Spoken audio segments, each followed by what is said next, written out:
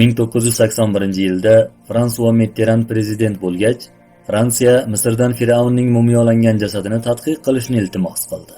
Tadqiqotda tibbiyot va arxeologiya sohasida ilmiy izlanishlar olib boruvchi ko'plab olimlar ishtirok etishdi. Tadqiqotga boshchilik qilish va jarrohlarga rahbar bo'lish Moris Bukayga ishonib topshirildi. Uning asosiy vazifasi esa Fir'avn qanday halok bo'lganini aniqlashdan iborat edi. Ramzes II-ning jasadi boshqa mumiyolangan jasadlardan farq qilib turardi. Tadqiqotchilarga bir holat juda kutilmagan bo'ldi. Ular mumiyolar qatlamini yechib olishayotganda jasadning chap qo'li yuqoriga ko'tarilib ketdi. Xuddiki uni mumiyolayotgan paytlarida kuch bilan bu holatga keltirganga o'xshardi. Tadqiqot natijalari professor Morrisga shuni ko'rsatdiki, Fir'avn cho'kib o'lgandi. Chunki uning rentgen suratlarida tanadagi tuz qoldiqlari va ko'plab suyak siniqlari bor edi. Biroq terida biror bir jarohat ko'rinmasdi. Bu esa suv og'irligi natijasida suyaklar singanidan dalolat qilardi. Bu barcha dalillar Fir'avn suvga cho'kib o'lgan zahoti dengizdan olib chiqilganini bildirardi.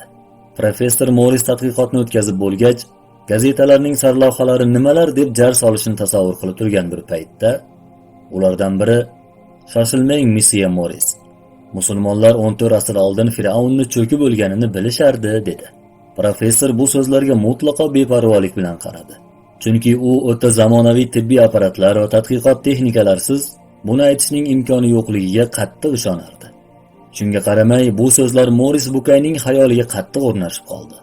U tuni bilan Fir'avn jasadi oldida o'tirib chiqib, birorta musulmon davlatiga borish va u yerda olimlar bilan ayni shu mavzuda suhbatlashish, ularning bu borada fikrlarini o'rganish kerak degan fikrga keladi. U xuddi shunday qildi ham.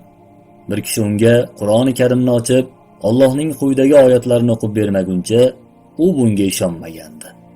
Bugun sening badaningni qutqaramiz, toki o'zingdan keyingilarga ibrat bo'lgin. Albatta, ko'p odamlar bizning oyatlarimizdan g'ofildirlar. Yunus surasi 92-oyat.